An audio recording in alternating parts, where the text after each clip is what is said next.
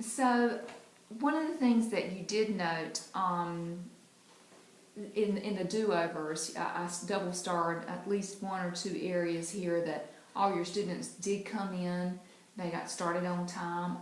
I could tell a big difference from the first time I was in the classroom, and I just wanted to note that for you, Megan. And I understand that that was not what you asked me to collect at that moment, but you need to know that those things that you've been implementing are working.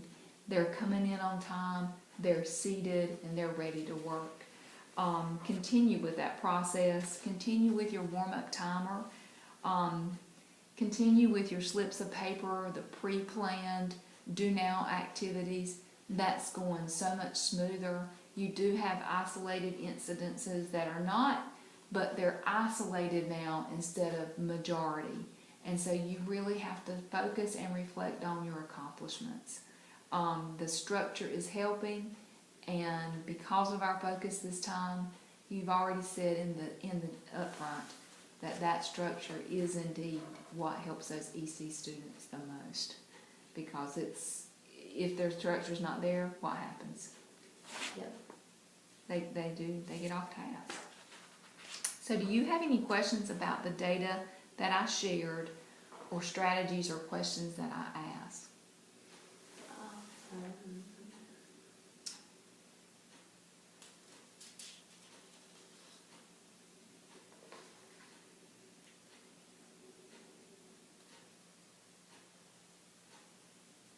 I think we covered everything. I don't know if I have any questions. Okay. One of the things you said earlier, whenever you were discussing the learning outcomes of students, you said it was overall good, that you felt like just the ability to communicate with the students in a variety of ways was important, and I totally agree. I think that with your slips of paper and that do now activity, one strategy that you may want to use is pairing them up with someone who you can trust to be a good collaborative partner, and they can have a conversation about what needs to be written on the paper. So I would encourage you to try that pairing strategy so that you don't isolate those two and bring attention to that.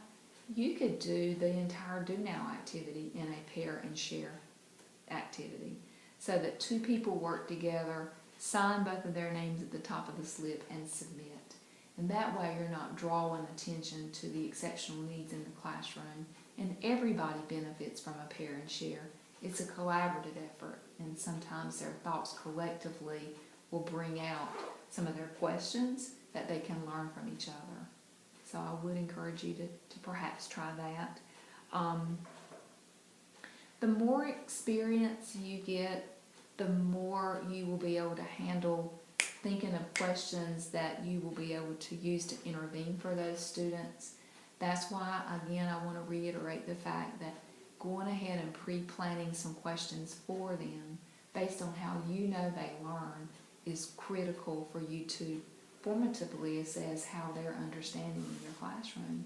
So, again, that pre-planning, and it's okay, it's really hard to think on the fly when you notice that they're off task or off focused, or you don't really know how to ask the question that would serve them. Do that away from the classroom so that you can have some time to think about it. And then I just want to close by saying that this is my final observation. I really appreciate you being a good partner and helping me, giving me a chance to come in and help you. Know that I'm more than willing to come in if you want me to come back in for any other reason or observation. I'm more than happy to help you in any way I can on any focus area. Any more final thoughts or questions or comments you want to share? Not anything specific, but you really have helped me a lot. I think having a different perspective and having somebody to sit with and really talk about things in detail really did help me. So I appreciate it. So it was kind of a give and take kind of thing. So that was good.